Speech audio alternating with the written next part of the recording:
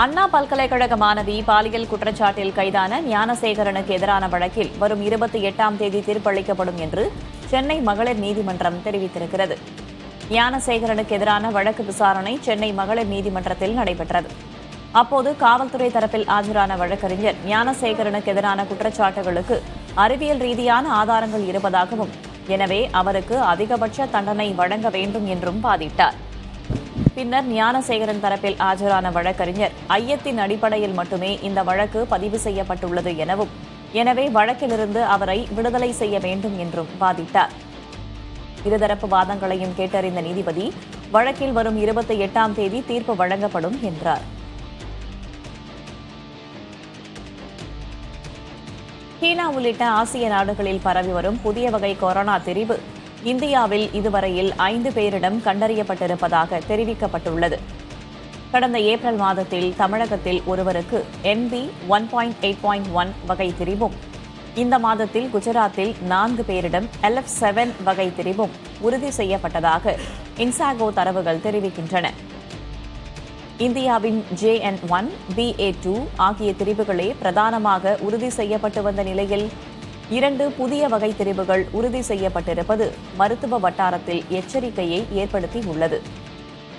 இந்தியாவில் 250க்கும் மேற்பட்டவர்களுக்கு கொரோனா தொற்று உறுதி செய்யப்பட்டுள்ளது. மகாராஷ்டிரா மாநிலம் தானேவில் கொரோனா தொற்று பாதிப்பால் மருத்துவமனையில் அனுமதிக்கப்பட்டிருந்த 21 வயது இளைஞர் சிகிச்சை பலனின்றி உயிரிழந்தார். பெங்களூருவிலும் ஒருவர் கொரோனா தொற்றால் உயிரிழந்தார்.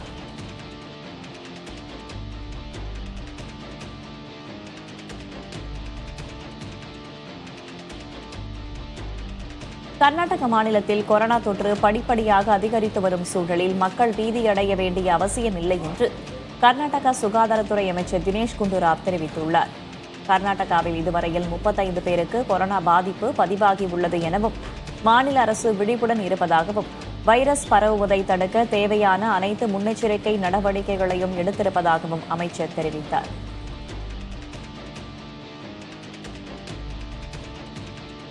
டெல்லி மற்றும் அதனை சுற்றியுள்ள பகுதிகளில் நேற்றிரவு கனமழை மற்றும் பலத்த காற்று வீசியது. காலையிலும் மிதமான மழை பெய்தது. சப்தர்ஜங் பகுதியில் நேற்று இரவு 11:30 மணி முதல் காலை 5:30 மணி வரையில் 81 மில்லிமீட்டர் மழை பதிவாகியது. காற்றின் வேகம் 82 கிலோமீட்டர் வரை இருந்தது. வானிலை மாற்றம் காரணமாக டெல்லி மற்றும் அதன் சுற்று வட்டாரங்களில் உள்ள பல பகுதிகளில் தண்ணீர் தேங்கியது. இதனால் போக்குவரத்து நெரிசல் ஏற்பட்டது. டெல்லிக்கு வரவேண்டிய 50 விமானங்கள் திருப்பிவிடப்பட்டன. மேற்கு மற்றும் வடமேற்கு பகுதிகளில் இருந்து புயல் மேகங்கள் நகர்ந்து வருவதாகவும், கனமழை மற்றும் காற்று வீசும் வாய்ப்பிருப்பதாகவும் டெல்லி வானிலை ஆய்வு மையம் தெரிவித்துள்ளது.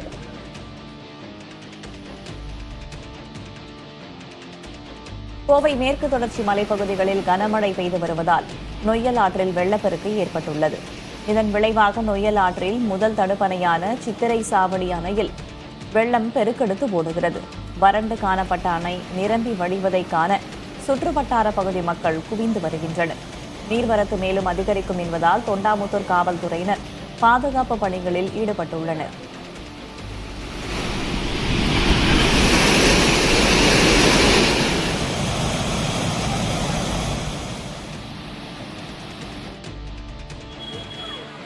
நீலகிரி மாவட்டத்தில் சுற்றுலா பயணிகள் மாலை 4 மணிக்குள் தாங்கள் தங்கியுள்ள விடுதிகளுக்கு திரும்ப வேண்டும் என்று மாவட்ட நிர்வாகம் ஒலிபெருக்கி மூலமாக அறிவித்து வருகிறது.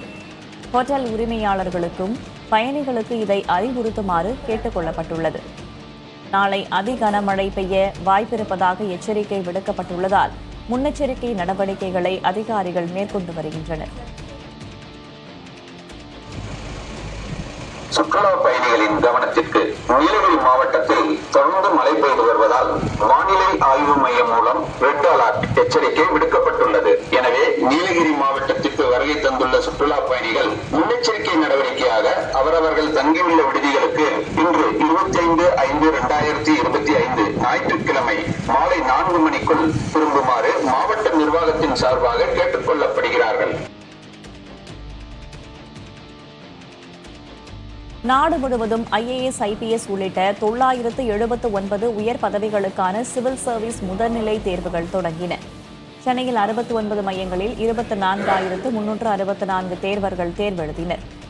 தேர்வு மையங்களில் பலத்த பாதுகாப்பு போடப்பட்டது. சென்னை மண்ணடியில் உள்ள ஒரு தேர்வு மையத்தில் தேர்வர்களுக்கான அறிவிப்புகள் ஹிந்தி மொழியில் மட்டுமே ஒட்டப்பட்டிருந்ததால் சர்ச்சை எழுந்தது. இது தொடர்பாக அதிகாரிகளிடம் கேட்டபோது உடனடியாக ஆங்கிலத்திலும் அறிவிப்புகளை ஒட்டுவதாக தெரிவித்தனர்.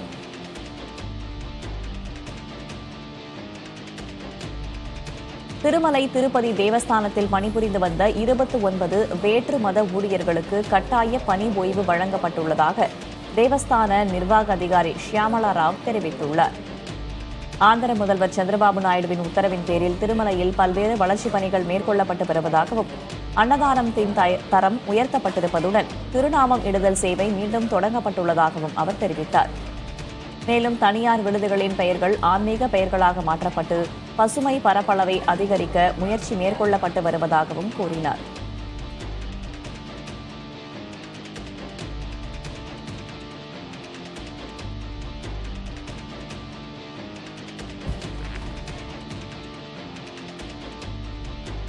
விருந்தினர்களை மகிழ்விப்பதற்காக பாலியல் தொழிலாளி போல நடத்தப்பட்டதாக உலக அழகி போட்டியிலிருந்து வெளியேறிய பிரிட்டன் அழகி மிலா மேகி குற்றம் சாட்டியுள்ளார்.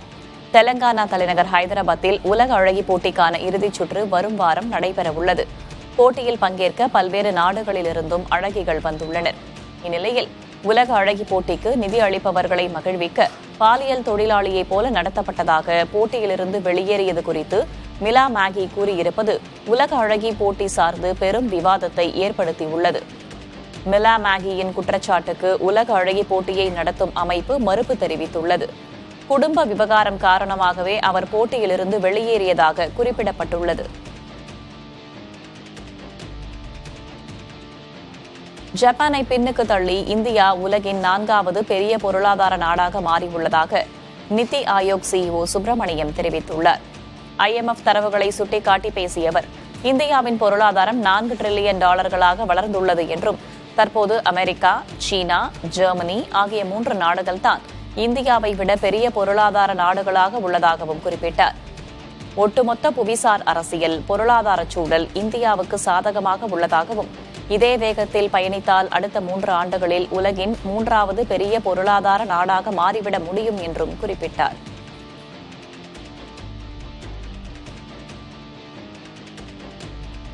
மேற்குவங்க பள்ளிகளில் நியமனங்கள் ரத்து செய்யப்பட்டதற்கு எதிராக போராடும் ஆசிரியர்கள் மாநில அரசு தங்களை சந்திக்கவில்லை என்றால் போராட்டத்தை தீவிரப்படுத்தப் போவதாக அறிவித்தனர்.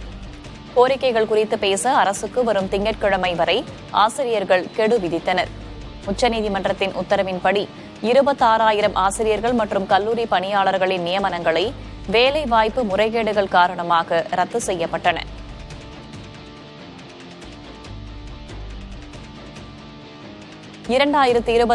ஆண்டு உலக தொழில்நுட்ப நிறுவன பணியாளர்களுக்கு அச்சம் தரும் ஆண்டாக மாறியுள்ளது. கடந்த 5 மாதங்களில் மட்டும் 60,000க்கும் மேற்பட்டவர்களுக்கு வேலை பறிபோயுள்ளது. மைக்ரோசாஃப்ட், அமேசான், IBM, கூகுள் உள்ளிட்ட உலகறிந்த டெக் நிறுவனங்கள் ஆட்குறைப்பை தீவிரப்படுத்தியுள்ளன. 130 நிறுவனங்கள் 61,000 பேரை நீக்கியுள்ளது புள்ளி விவரங்களில் தெரிய வந்துள்ளது. வருவாய் குறைவு, சர்வதேச பொருளாதார குழப்பங்கள், செயற்கை நுண்ணறிவு துறையின் புயல்வேக வளர்ச்சி ஆகியவை இதற்கு முக்கிய காரணங்களாக கூறப்படுகின்றன. இதில் மைக்ரோசாஃப்ட் மட்டும் 6,000 பேருக்கு அதிகமானவர்களை வேலையை விட்டு நீக்கியுள்ளது. கூகுள் நிறுவனம் 200 பேரை நீக்கியுள்ளது. எக்ஸ் தளத்தில் ஏற்பட்ட பெரும் தொழில்நுட்ப சிக்கல்களுக்கு பெரிய மாற்றங்கள் தேவை என்றும் அதற்கான கவனம் செலுத்துவதாகவும் அதன் உரிமையாளர் எலான் மஸ்க் பேசியுள்ளார். கடந்த 2 நாட்களில் எக்ஸ் சர்வர் மற்றும் உபகரண சிக்கல்கள் குறித்து அவர் இவ்வாறு தெரிவித்தார். எக்ஸ், XAI மற்றும் டெஸ்லா ஆகியவற்றில் தான் மிக கவனம் செலுத்த வேண்டியிருப்பதாகவும், ஏனெனில் இந்த வாரம் முக்கிய தொழில்நுட்பங்களை வெளியிட இருப்பதாகவும் எலான் மஸ்க் தெரிவித்துள்ளார். இஸ்ரேலின் தாக்குதல்களால் கடந்த 24 மணி நேரத்தில் உயிரிழந்த 79 பேரது உடல்கள் காசா மருத்துவமனைகளுக்கு கொண்டு செல்லப்பட்டன. இவர்களில் 9 பேர் 7 மாதம் முதல் 12 வயது வரையிலான குழந்தைகள் என்று காசா சுகாதாரத்துறை தெரிவித்துள்ளது. ஐயத்திற்குரியவர்கள் இருப்பதாக கூறப்படும் கட்டடத்தை தாக்கியதாகவும் கான் யூனிஸ் பகுதி அபாயகரமான போர் மண்டலம் என்றும் இஸ்ரேல் ராணுவம் தெரிவித்துள்ளது. பொதுமக்களை வெளியேற்றியதாகவும் பொதுமக்கள் பாதிக்கப்பட்டதாக கூறப்படும் புகாரை ஆய்வு செய்து வருவதாகவும் இஸ்ரேல் தெரிவித்துள்ளது.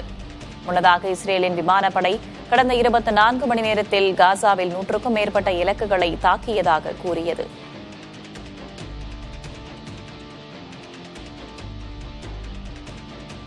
ஆஸ்திரேலியாவின் நியூ சவுத் வேல்ஸில் கடும் வெள்ளத்தின் காரணமாக ஆயிரக்கணக்கான மக்கள் பாதிக்கப்பட்டுள்ளனர். 10,000க்கும் மேற்பட்ட வீடுகள் சேதமடைந்துள்ளதாக அதிகாரிகள் தெரிவித்தனர்.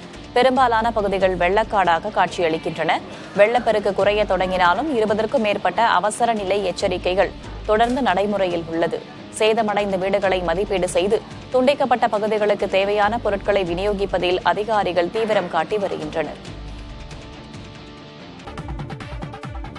தமிழ்நாடு அரசின் தலைமை காஜி சலாவுதீன் உடலுக்கு முதல்வர் மு க ஸ்டாலின் நேரில் அஞ்சலி செலுத்தினார்.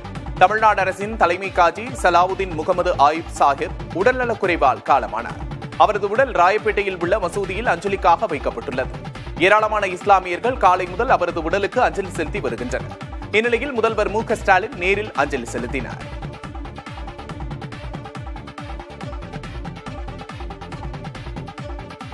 தமிழகத்தில் நாய்கள் இல்லாத தெருக்களை உருவாக்கும் திட்டத்தை அரசு அறிமுகம் செய்து உரிய நடவடிக்கைகள் எடுக்க வேண்டும் என்று முதல்வர் ஸ்டாலினுக்கு சிவகங்கை காங்கிரஸ் எம்பி கார்த்தி வலியுறுத்தியுள்ளார். இது தொடர்பாக அவர் கடிதம் ஒன்றை எழுதியுள்ளார். கடந்த ஆண்டு நாய்க்கடிக்கு ஆளானோரின் எண்ணிக்கை 6.5 லட்சமாக அதிகரித்தது. அதிக நாய்க்கடி பதிவில் தமிழகம் 2ஆம் இடத்தில் உள்ள நிலையில் 5 ஆண்டுகளில் நாய்க்கடித்து பாதிக்கப்படுவோரின் எண்ணிக்கை வெகுவாக அதிகரித்துள்ளது. இதன் காரணமாக நாய்களை கட்டுப்படுத்த கார்த்தி சிதம்பரம் வலியுறுத்தியுள்ளார். தென்காசி மாவட்டத்தில் கடந்த 4 நாட்களாக பெய்து வரும் மழையால் குற்றாலம் மெயின் அருவி மற்றும் பழைய குற்றால அருவிகளில் குளிக்க தடை விதிக்கப்பட்டுள்ளது. இதனால் சுற்றுலா பயணிகள் அனைவரும் ஐந்தருவியில் குவிந்து வருகின்றனர். ஐந்தருவியில் குளிக்க அனுமதி வழங்கப்பட்டிருப்பதால் அங்கு கூட்டம் அதிகரித்துள்ளது.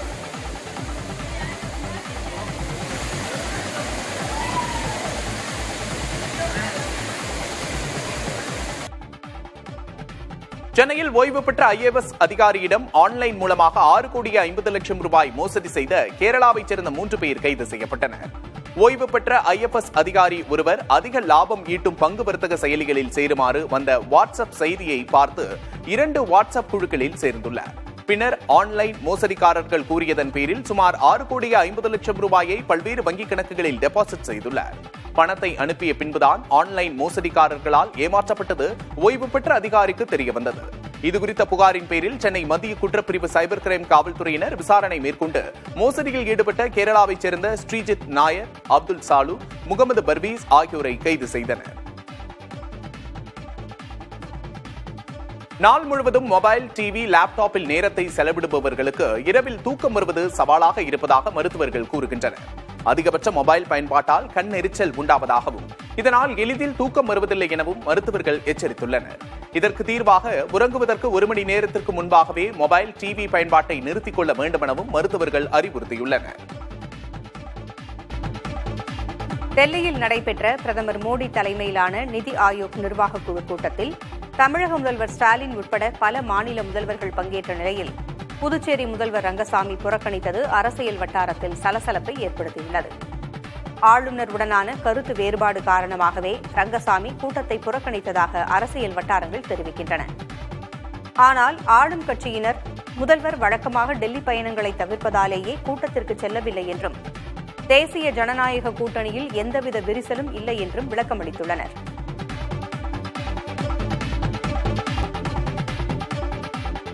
நீலகிரி மாவட்டத்திற்கு ரெட் அலர்ட் விடப்பட்ட நிலையில் நேற்று இரவு முதல் கனமழை பெய்து வருகிறது. அதிகபட்சமாக அவலாஞ்சியில் 21.5 சென்டிமீட்டர் மழை பதிவாகியுள்ளது. இதன் காரணமாக சுற்றுலா தலங்கள் மூடப்பட்டுள்ளன. பெரும்பாலான பகுதிகளில் மின் விநியோகம் துண்டிக்கப்பட்டுள்ளது. மீட்பு பணியில் ஈடுபடுவதற்காக தேசிய பேரிடர் குழுவினர் தயார் நிலையில் உள்ளனர்.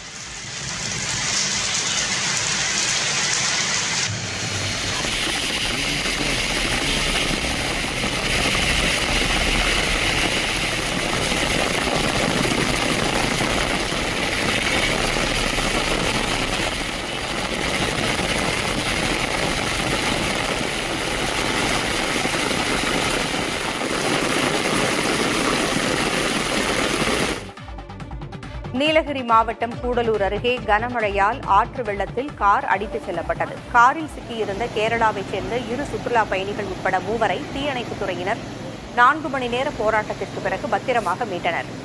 அவர்கள் மூவரும் கூடலூர் அரசு மருத்துவமனையில் சிகிச்சை பெற்று நலத்துடன் இருப்பதாக அதிகாரிகள் தெரிவித்துள்ளனர். அப்பகுதியில் சாலை வசதி இல்லாததால் ஆற்றை கடந்து சென்றபோது இச்சம்பவம் நேரிட்டுள்ளது.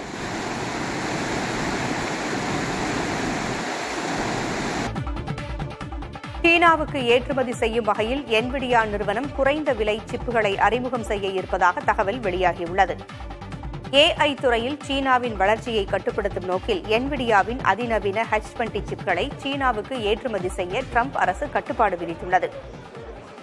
என்விடியாவின் விற்பனையில் சீனாவின் பங்கு 13% உள்ளது. H20 சிப்களுக்கு கட்டுப்பாடு விதிக்கப்பட்ட நிலையில் சீனாவில் என்விடியாவின் சந்தை நெருக்கடிக்கு உள்ளானது.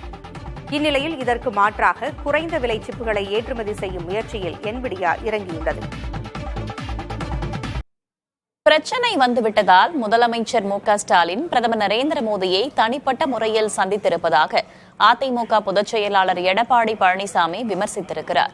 இது தொடர்பாக கோவையில் செய்தியாளர்களிடம் பேசிய அவர், ஈடிக்கும் மோடிக்கும் பயமில்லை என்று துணை முதலமைச்சர் உதயநிதி ஸ்டாலின் கூறியது தொடர்பாகவும் விமர்சனம் செய்தார்.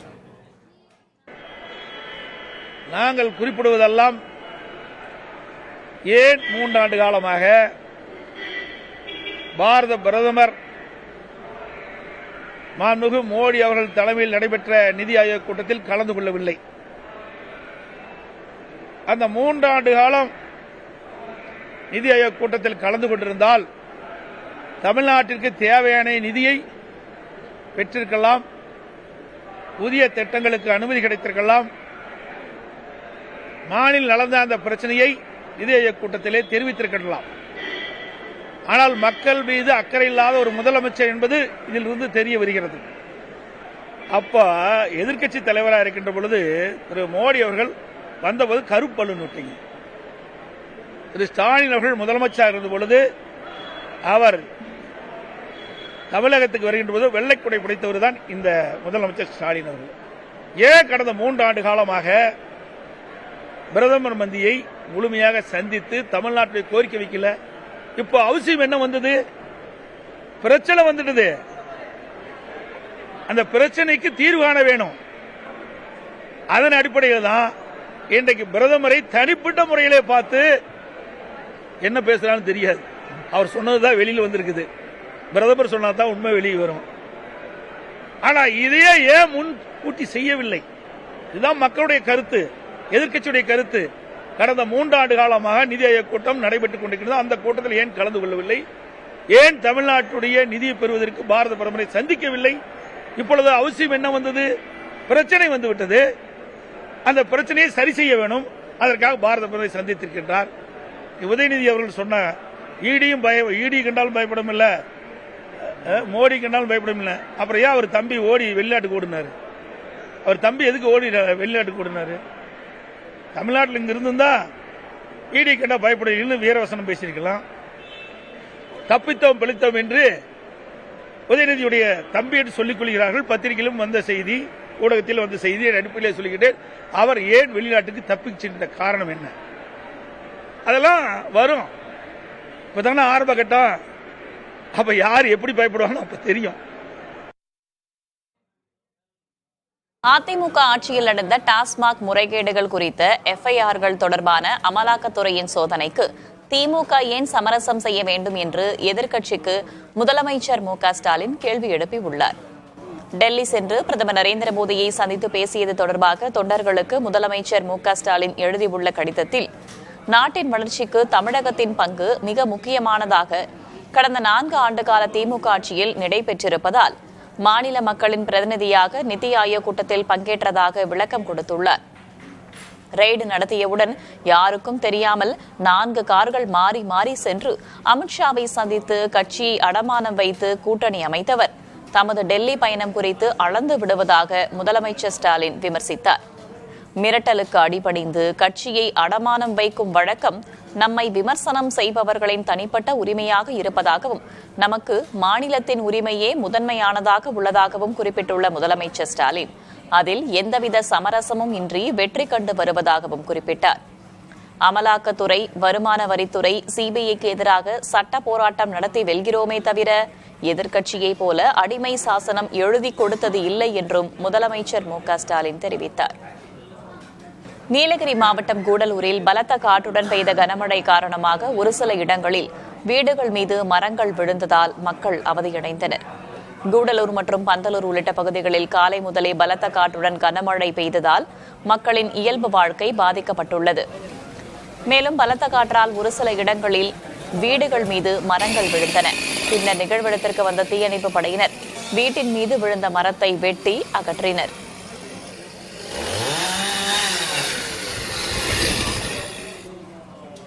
செங்கல்பட்டில் புதிய துணை நகரத்தை உருவாக்கும் திட்டப்பணிகளை சென்னை பெருநகர வளர்ச்சி ஆணைய அதிகாரிகள் தொடங்க உள்ளதாக கூறப்படுகிறது.